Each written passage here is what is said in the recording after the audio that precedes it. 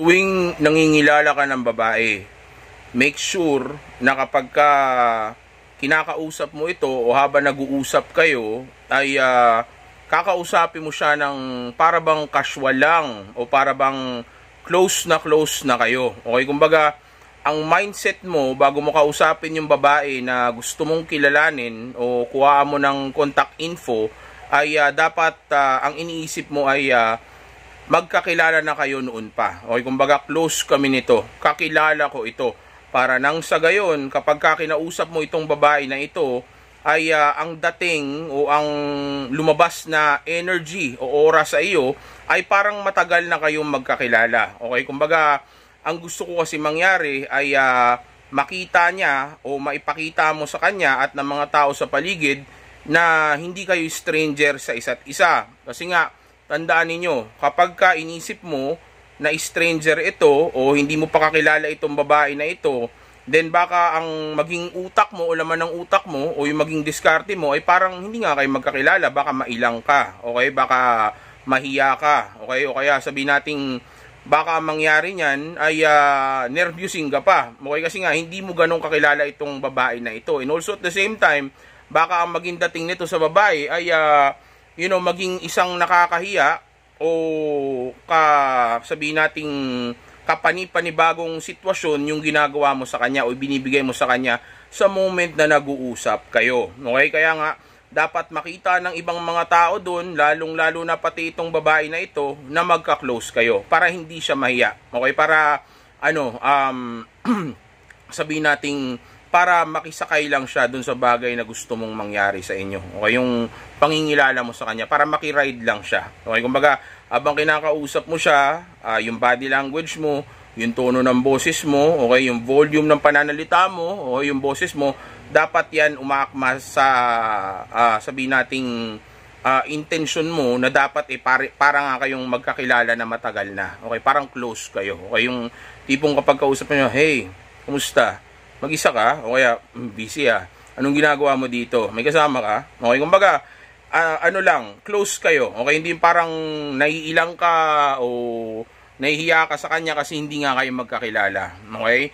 Dapat yung boses mo niyan mababa lang. Okay? Yung volume niyan hindi masyado malakas para hindi siya mahiya, para hindi siya sabihin nating mailang habang kinakausap mo siya. Mas madali kasi yung way na ito o mas madaling makukuha mo yung mga bagay na gusto mong makuha sa kanya kung hindi siya makakaramdam ng hiya sa iyo at lalo na sa mga tao na nasa paligid ninyo. Okay? Para kasi sa kanya, syempre, dahil siya yung kinakausap mo, of course, para sa kanya, ayaw niyang magmukhang malandi, o kaya easy to get, o kaya sabihin natin yun yung rason kung bakit nandoon siya sa lugar na iyon. Okay, kumbaga, kung may kasama siyang boyfriend niya o lalaki niya, tas kausap niya, o kaya kakilala niya, tas kausap niya, okay lang sa kanya yun. Kumbaga, hindi siya masyado mahuhusgahan ng mga tao sa paligid. Though, yung iba nahuhusgahan pa rin sila, okay?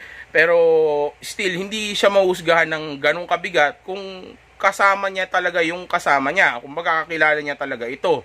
Okay? Pero kung stranger yun, at kinikilala siya sa mga moment na iyon, okay?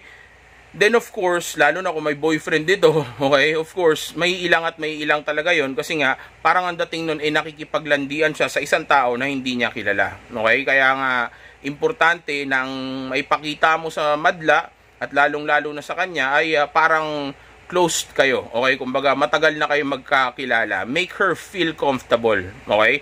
Para nang sa gayon ay magawa mo ng maayos yung intention mo na kilalanin siya at kunin yung contact info niya. Okay, nasa tono lang yan ang boses. Okay, tapos wag masyado malakas. Okay, tapos haluan mo na rin ng emosyon. Wag kang parang Terminator o robot na nagkipag-usap sa kanya. Okay, like for example, pwedeng umpisan mo ito sa mataas na emosyon.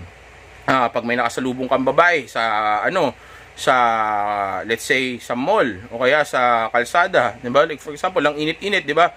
Oh, ang init-init naglalakad ka diyan mag-isa. Sinong kasama mo? Anong pangalan mo? Diba? Pwedeng gano'n. O kaya pwedeng mababa lang din yung emosyon. Hindi naman kailangan medyo masaya yung emosyon ka agad. Like for example, nasa elevator kayo, nagkasabay kayo. Sabi mo, okay din tong elevator na to, no? Pero mukhang hindi nililinis palagi. Kulang sa maintenance. taga dito ka. Di ba? Pwedeng gano'n. O kaya sabi mo, anong pangalan mo? Di ba? O kaya unahin mo muna sa taga dito. Sabi mo, matagal ka na ba dito? Dito ka rin ba nakatira? Di ba? Tapos sabi namin, yeah, matagal na ako dito. Actually, sa tingin ko nga, hindi talaga na-maintain na maayos itong ano na to eh. Itong elevator na to. Yeah, I know. Halata naman. By the way, my name is Josh. What's your name? Di ba? O kaya, Josh, you, what's your name? Di ba? So, doon pa lang, pwede na kayo kaagad magkapalagayan ng loob dahil sa tono ng pananalita mo o dahil sa vibe na ibinibigay mo sa kanya. Pero as much as possible, gusto nating mapunta ito sa romantic. Okay? Depende na lang yan sa kung paano niya sasagutin at paano mo tatapusin yung pakikipag-usap mo sa kanya. Okay? Basta ang goal ay magawa mo muna siyang makaramdam ng comfort sa umpisa. Okay? Depende o it doesn't matter kung uunahin mo yung mataas na emosyon o masayang emosyon o seryosong emosyon, okay? As long as nagagawa mo siyang maging komportable sa iyo, then magiging mas madali para sa iyo na maparamdam sa kanya yung romantic na vibe na gusto nating iparamdam sa kanya, okay?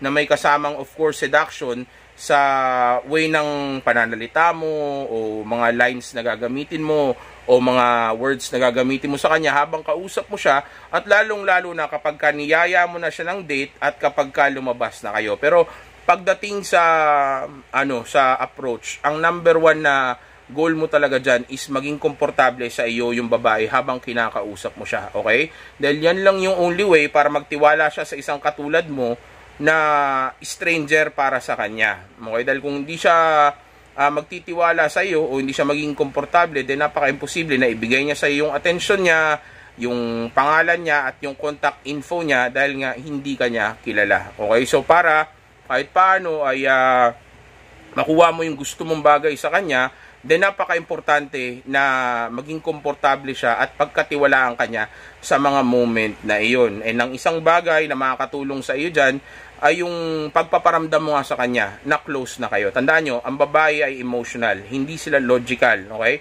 Kung maramdaman niya o may paramdam mo sa kanya, nakakilala ka niya o okay ka namang kausap, okay? O okay kang tao, then makukuha mo sa kanya yung bagay na gusto niya, okay? Hindi yan logical, hindi yan mag-iisip ng todo o maraming bagay pang pagbabasihan para kausapin ka lang o para sabihin natin maging interesado siya sa iyo, okay? As long as makuha mo yung emosyon niya dahil nga babae ito, okay? Then maniniwala na siya dun sa pakiramdam niya na ito, okay? Pero again, wag maging bastos sa babae, wag gamitin itong mga natututunan ninyo mula sa akin ng mali, okay? Huwag niyong gamitin ito sa kasamaan. Instead, kaya ako lang naman itinuturo sa inyo itong mga bagay na ito ay para nang sa gayon ay mabawasan yung mga problema ninyo sa mga kababaihan and para ma-enjoy nyo na rin yung life ninyo. Okay? So again, ganun lang mangilala ng babae o ito yung tip ko sa inyo pagdating sa pag-approach sa babae.